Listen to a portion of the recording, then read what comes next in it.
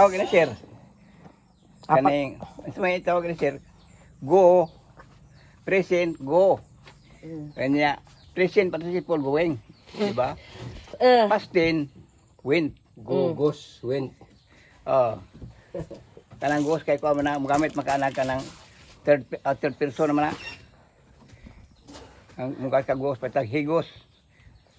Nay third person yan. Higos. Sa kuan naman kuan na lang kabantay Fourth mga person. libro si Jack ay. Si ahong oyo grade 6 ha. Pero mura siya og living dictionary. Kaya niyang i-explain og unsa ng mga bahin sa English. Kuan siya kanang major siya sa English grade 6. Grade 6 siya pero kaya siya makikumpit og mga gamaster og English. May ko tag present of kanang yun nga first person is I. Third person meaning ana. Di pa. Ang first person I, ikaw. O second person yo. Third person she or he. Mo na. Mo na ibot pa sa. Hing college man nun pero ako'y Mo na college. ibot sa bot. Ingan din sa Ay, Karaan. sir. lain ang karaan no. Kuy sa tinuod no og naa pa kayo sa eskwela mi wahi baw ig dako juga kadung tabang na mo. Dali sa kliyabi ni mama. Kaning go. Present. Present niya. Going. Present participle. Di yo ibalik ra gud to yo. Unsa tong day gitawag nimo og noun, Noun, pronoun, verb, adverb, adverb, con adjective, con conjunction, pre. interjection, preposition. Mo na gitawag eight part of speech. Amo na gitawag og 8 parts of speech. Kay bawo mo sa 8 parts of speech. Grade 6 ang katudlon. Pero ang siya bura siya living dictionary. Mo na ingan ko nga. Sir, kaning go, going, went, agan. Unsa na sir? Unsa itawag na sa English? Sila. Mate na to kung istro. Unsa to giingon nimo? Nga sa usa ka part sa sentence naa na si jay mga function mo to sa ingog part. Example naa dito ang unsa to the boy is running into the river. The boy is Jumping into the river. Ang the boy is jumping into the river. Da is the article. Boy is the helping verb. helping verb. Boy Jump is verb. jump is verb. Into is preposition. Into ang preposition. They is the article and river is the noun. The boy is the subject. Boy is the subject. Jump is the predicate. Verb, subject and predicate. Subject, predicate na siya. Kato galing mga lam nga English ni na ganina no 100 video he. Unsay mga translation ato nga naara na sa mga dictionary. Unsa nang mga ingon ana? Ijang gibinisaya. Yo imo jud ka yo kay ba kayo nganong nasayang ka kini siya igsuon sa ahong mama.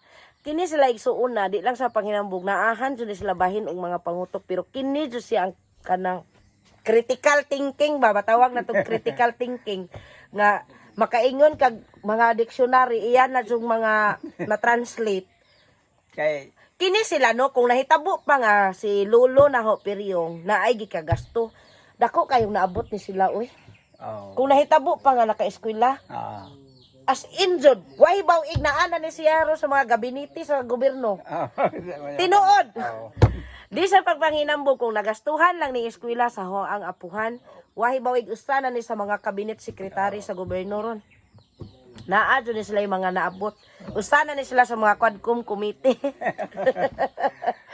okay nga si sir. Go, going, went, gone. Sa to uban nga lam English gani.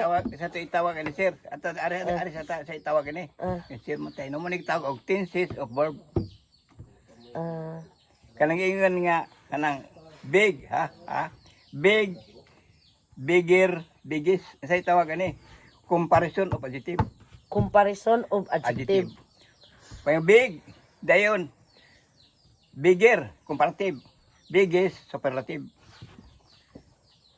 Nana sa grade 4 na mo sa una pero wa ko na nasud sa pero nakadungog ko ana grade 4. Pag introduce sa English na mo lesson grade 4. Katubang mga lamo English yo. Mo ni hang iyo. Kay sinanay kay iya man mo ni among iyo Diyoso. Oh. Unsa, yo katubang mga laom nga English no nga imura na siyang gikabkab sa dictionary sa una pero wala na dyan nawa si mong uno. Mga word nga laom. Kana English dahil nga imong English na naglaing word. Kanang kuan preparation nga word. Maingan din ang quote. Do not tomorrow we must present. Tomorrow is our general practice for preparation for the championship of basketball game. So you must participate in this game. Kani word nga preparation pwede na ilistan. Ang preposition. Ang preparation. Preposition. Preparation. Preparation. Preparation. Pwede na ilistan. Pwede na ilistan siya word. Unsa man? Pero mao ra gyapon ang Ambot pasabot. abot-sabot. Unsa man? Ang ipuli sa preparation is preparedness. Pwede ra. Mana ingon sila kay kana daw kanang kalkal sing English ako titingan tuloy. Serial sa kanyo kalit sa serial sinsen ito kalit sila turay bese boleh. Yung sila matay di kita magsilbi ay. Kana dako bugas dito di kaya ta. Kita kaya. Ako man lagi suyuhan gid kay masa mapugog English. Kana mga maestro ba. O kana mga libro. Ang libro nga labing lisod mo baron kining Bible English. Kaya lisod na siya. Hanggang langon mo na. Are na punta sa pang Bible be.